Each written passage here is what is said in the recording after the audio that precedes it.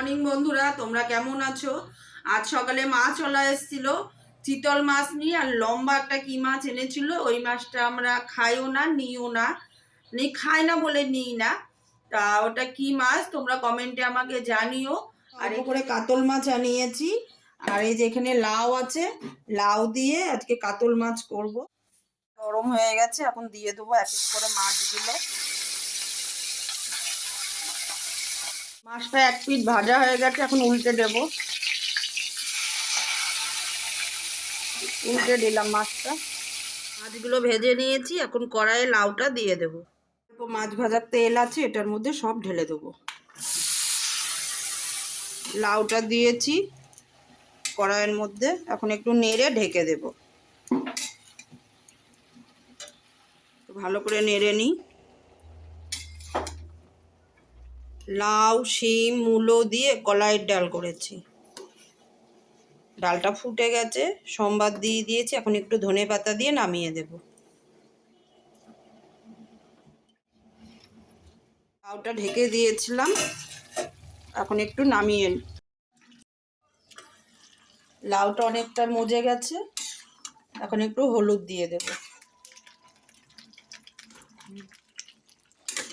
বাড়িতে শাকওয়ালা এসেছিল, 2 আঁটি সর্ষে শাক নিয়েছি 10 টাকা। এই দেখো শাকগুলো একদম কচি আর টাটকা। আর এখানে 10 টাকা ধনে পাতা নিয়েছি 4 আঁটি। আর এখানে 1 আঁটি ডাঁটা নিয়েছি, এটাও 10 টাকা। আর এগুলো আজকে প্লাস্টিকে রেখে দেব, কালকে করব, আজকে আর করব না।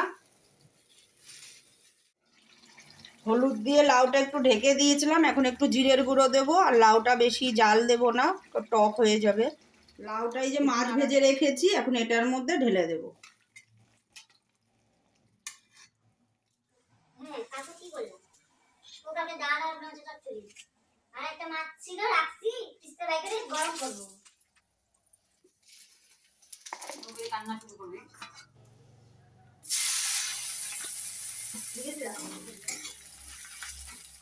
পেঁয়াজটা ভাজা হয়ে গেছে, এখন লাউটা ঢেলে দেবো।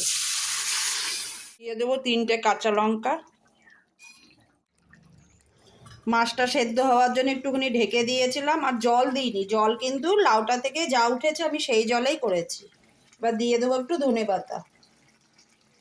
এবার একটু হালকা হাতে নাড়াচাড়া করে নামিয়ে দেব।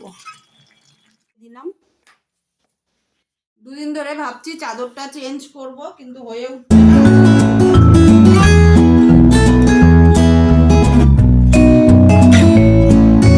হয়ে গেছে, এখন বেগুনটা ভেজে নেব। ঢেকে দিলাম। বেগুন ভাজাটা হয়ে গেছে, এখন গ্যাসটা মুছে নেব। ঠান্ডা লেগেছে, আমার তো এখন খেতে ইচ্ছা করছে না। বললাম যে তুই খা, আমি পরে খাবো।